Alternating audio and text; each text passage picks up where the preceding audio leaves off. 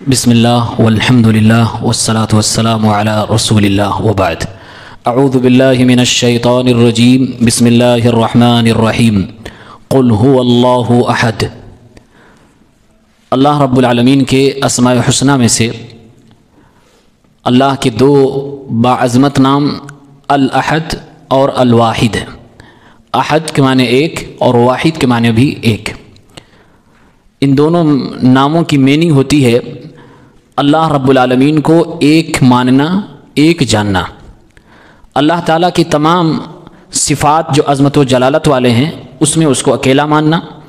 अल्लाह की किबरियाई में, अज़मत में, जमाल में, कमाल में अल्लाह को अकेला मानना। अल्लाह की ज़ात में अकेला मानना, उसकी कोई शबीह और कोई मसील न मानना। अल्लाह ताला की अफ़आल में उसका कोई साझी व शरीक न मानना। अकेला है, अकेला करता है, लिहाजा वो अकेले ही इबादत के लायक है। ये इस अल अहद और अल वाहिद माने की नाम की मीनिंग है। और इसी से तौहीद लफ्ज़ बना है।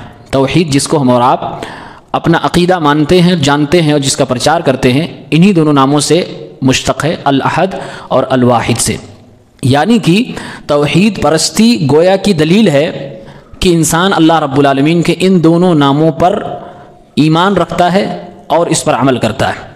कुरान करीम में अल्लाह रब्बुल आलमीन ने शिर्क को रद्द करने के लिए और तौहीद को साबित करने के लिए कई जगहों पर अपने इस नाम को बतौर दलील पेश किया है। फरमाया सूरह यूसुफ की आयत नंबर 39 में, अअरबाबुम मुतफर्रिकून खैरुन अमिल्लाहुल वाहिदुल क़हार।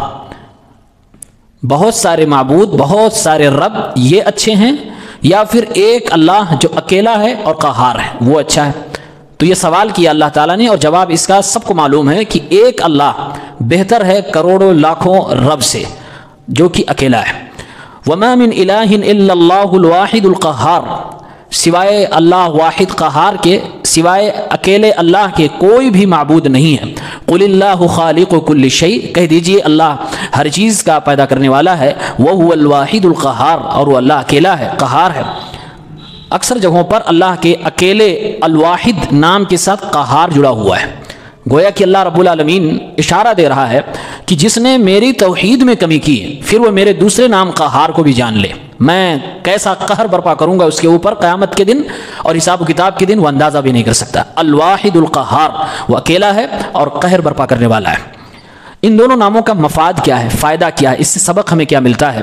तो सबसे बड़ा और बेसिक मरकज़ी उन्वान के तहत सबक ये मिलता है कि अल्लाह रब्बुल आलमीन को एतक़ादी तौर से, अक़ीदे के एतबार से उसकी ज़ात में, उसके अस्मा व सिफ़ात में और तमाम इबादात में अकेला मानना। कुछ निकात में अगर बयान करें तो ये अल्लाह रब्बुल आलमीन के नाम अल अहद और अल वाहिद हमें और आपको सबक देते हैं कि दुनिया में किसी भी मखलूक को अल्लाह रब्बुल आलमीन के जैसा, अल्लाह रब्बुल आलमीन का मसील, साजी व शरीक नहीं मानना है। यही बात कुरान में कही गई, वलम यकुल लहू कुफुवन अहद। कोई भी उसके बराबर नहीं, हम पल्ला नहीं है। लैसा कमिस्लिही शै। अल्लाह रब्बुल आलमीन की तरह कोई भी चीज़ नहीं है। दूसरा नुक्ता ये है कि अल्लाह रब्बुल आलमीन की जो सिफ़ात अल्लाह ने बयान किए हैं उसको किसी की तरह नहीं समझना है, क्योंकि आपने अल्लाह को अकेला मान लिया, हर चीज़ में अकेला है, तो फिर उसकी सिफ़ात में भी वो अकेला है। लिहाजा उसको किसी की तरह कैफियत नहीं बयान की जाएगी जैसा कि बहुत सारे लोग करते हैं, बल्कि इंसान अपने ज़हन दिमाग में तमाम सिफ़ात जो कमाल के हैं जितना ज़बरदस्त और अच्छे अंदाज में सोच सकता है, अल्लाह उससे भी बालातर है, अल्लाह उससे भी बड़ा है। तीसरा नुक्ता यह है कि जितने भी कमाल की सिफ़ात हैं, जितनी भी अच्छी खूबियाँ हो सकती हैं, वो तमाम की तमाम सिफ़ात और खूबियाँ अल्लाह रब्बुल आलमीन के लिए मानना होगा, क्योंकि अल्लाह रब्बुल आलमीन कमाल मुतलक से मुत्तसिफ़ है, उसके अंदर कोई भी किसी भी नाहिए से कमी नहीं है। चौथा नुक्ता यह है इस अल अहद और अल वाहिद का पैगाम कि तमाम कमाल, तमाम जो सिफ़तें अल्लाह रब्बुल आलमीन की हैं उसमें भी जो सबसे बेस्ट क्वालिटी की है वो अल्लाह रब्बुल आलमीन के लिए मानना होगा। वलिल्लाहिल मसलुल आला। कुरान में कहा अल्लाह रब्बुल आलमीन ने अल्लाह के लिए बड़ी मिसालें हैं, सबसे बड़ी मिसाल है। तो अल्लाह रब्बुल आलमीन के लिए जैसे कहा गया कुरान में अल्लाह सुनने वाला है, देखने वाला है, तो इंसान कभी ना तसव्वुर करे हमारी आंखों की तरह, हमारे सुनने की तरह ये लिमिटेड होगा या ऐसा होगा, ऐसा हरगिज़ नहीं है। जितना आप सोच सकते हैं ये खूबी उससे कई गुना ज़्यादा अल्लाह रब्बुल आलमीन के अंदर मौजूद है, और यही हमें और आपको अक़ीदा भी रखना चाहिए। इन दोनों नामों का एक पैगाम यह भी है कि तमाम तर आयब और नक्स से अल्लाह रब्बुल आलमीन को पाक سمجھنا, منزہ اور مبرہ سمجھنا. کیونکہ بہت سارے لوگ جب اللہ تعالیٰ کی صفتوں کو انسان سے کمپیئر کرنے لگتے ہیں تو گویا کہ انسان تو عیب کا اور کمیوں کا پتلا ہے, پھر وہ اللہ رب العالمین کے اندر گویا کہ کمی اور نقص ماننے لگتے ہیں. جبکہ قرآن میں اللہ نے کہا سبحانہ ہوا اللہ الواحد القہار, اللہ کی ذات پاک ہے, وہ تو اللہ ہے, وہ تو اکیلا ہے, وہ تو قہار ہے. ان دونوں ناموں کا پیغام یہ بھی ہے کہ اللہ رب العالمین کو اللہ کے اسماء و صفات میں اکیلا ماننا, تنہا ماننا. اگر کہہ دیا گیا کہ اللہ رب العالمین کی آنکھ ہے تو پھر اس آنکھ کو کسی کے طرح آپ کو سوچنے کی ضرورت ہی نہیں. وہ اکیلا ہے اپنی اس آنکھ کی صفت میں, وہ اکیلا ہے اپنے اس قدم کی صفت میں, وہ اکیلا ہے اپنے عرش پر مستوی ہونے میں, اس کو آپ تشبیہ نہیں دے سکتے. اسی کو توحید اسماء و صفات کہتے ہیں, یعنی اللہ کے تمام ناموں میں اور اللہ کی تمام صفات میں اس کو تنہا ماننا, اکیلا ماننا, بغیر کسی ساجی و شریک و مثال تکیف کے. اسی کو توحید صفات کہتے ہیں, توحید اسماء و صفات. ان دونوں ناموں کا ایک میسج یہ بھی ہے کہ اللہ رب العالمین کے بارے میں جیسے انسان عقیدہ رکھتا ہے کہ اللہ پیدا کرنے والا ہے, روزی دینے والا ہے, دینے والا ہے, چھیننے والا ہے, ساری دنیا کے اندر جو تدبیرات تصرفات ہیں وہ سب کچھ اللہ کرنے والا ہے, صرف اللہ کرنے والا ہے. یہ ہمارا جب عقیدہ ہوگا تو گویا کہ ہم الاحد اور الواحد پہ عمل کر رہے ہیں. ان دونوں ناموں پر ہمارا ایمان ہو رہا ہے. ورنہ جو لوگ یہ بھی تصور کرتے ہیں کہ ہاں مانتے ہیں کہ اللہ پیدا کرنے والا ہے لیکن یہ بھی دے سکتے ہیں, مانتے ہیں کہ اللہ روزی دینے والا ہے لیکن یہ بھی روزی دے سکتا ہے, تو یہاں پر گویا اس نے الاحد اور الواحد نام کو سمجھا ہی نہیں. اکیلا کا مطلب کیا ہوا, ایک کا مطلب کیا ہوا کہ اکیلے وہی ہے جو پیدا کرتا ہے, اکیلے وہی ہے جو روزی دیتا ہے, وہی دیتا ہے, وہی چھینتا ہے, اور وہی انسان کو موت اور زندگی سے ہمکنار کرتا ہے. اسی کو توحید ربوبیت کہتے ہیں.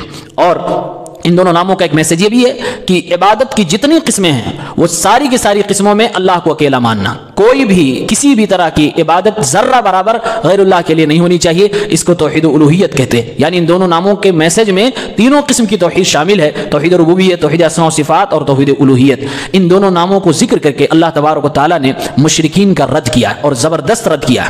کوئی بھی بندہ شرک اس وقت کرے گا جب اللہ رب العالمین کو اللہ کے افعال صفات میں اکیلا نہیں مانے گا. جس دن اور جس وقت اس کو یہ احساس ہوا کہ اللہ رب العالمین کی اس صفت میں فلاں بھی شریک ہو سکتا ہے اور اللہ رب العالمین کی اس خوبی میں فلاں بھی شریک ہو سکتا ہے, وہیں سے شرک کی شروعات ہو جاتی ہے. قرآن میں اللہ نے اسی لیے کہا وما قدر اللہ حق قدرہ, اللہ کی جس طرح سے قدر ہونی چاہیے اس طرح سے کسی نے قدر نہیں کی تو بندہ آگے چل کے مشرک ہو جاتا ہے. گویا کہ اللہ نے جب قرآن میں کہہ دیا قل هو اللہ احد, کہہ دو کہ وہ اللہ ایک ہے, مطلب یہ ہوا کہ اب شرک کے سارے دروازے بند ہو گئے جب آپ نے اللہ کو اکیلا مان لیا, ایک مان لیا, یعنی اللہ رب العالمین کی توحید پہ آپ ایمان لے آئے.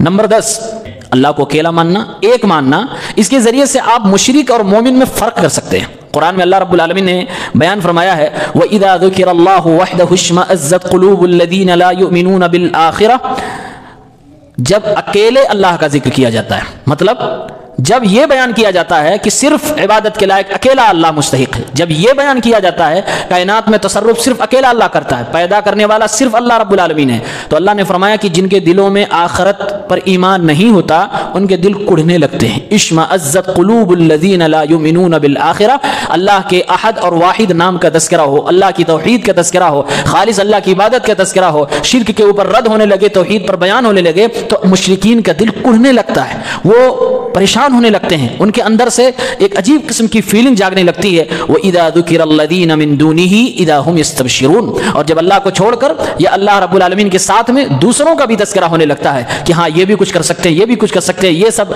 تو اللہ فرما رہا ہے کہ یہ خوش ہو جاتے ہیں. إِذَا هُمْ يَسْتَبْشِرُونَ, یہ ایک دوسرے کو بشارت دینے لگتے ہیں, یہ خوشی محسوس کرنے لگتے ہیں. تو گویا کہ اللہ تعالیٰ کا جو نام ہے الاحد اور الواحد, یہ بہت بڑا ذریعہ اور سبب ہے مومن اور مشرک میں فرق کرنے کے لیے, ایک توحید پرست اور شرک والے کے درمیان فرق کرنے کے لیے, کس کو اللہ کی توحید سے چڑ ہو رہی ہے اور کس کو اللہ کے ساتھ شرک کیے جانے سے خوشی محسوس ہو رہی ہے, کون اس طرح کی محفلوں کو پسند کرتا ہے. یہ نام اس کے لیے فرق کرنے کا ایک بہت بڑا ذریعہ ہے. یہ 10 نکات آپ کے سامنے بیان کیے گئے جو الاحد اور الواحد سے مستفاد ہیں. تلک عشرۃ کاملہ, اللہ تعالیٰ کے ان دونوں ناموں کا مختصر میں یہی میسج ہے, توحید پرست بنے, یہی ان دونوں ناموں کا میسج ہے. جو شخص توحید پہ نہیں ہے گویا کہ اللہ کے ان دونوں ناموں کا معنی طور سے منکر ہے, اور اللہ کے ان دونوں ناموں کو نہیں مانتا ہے, یا اگر مانتا ہے تو پھر اس پہ عمل نہیں کرتا ہے. اللہ تعالیٰ سے دعا ہے پروردگار ہم سب کو توحید پرست بنا, آمین.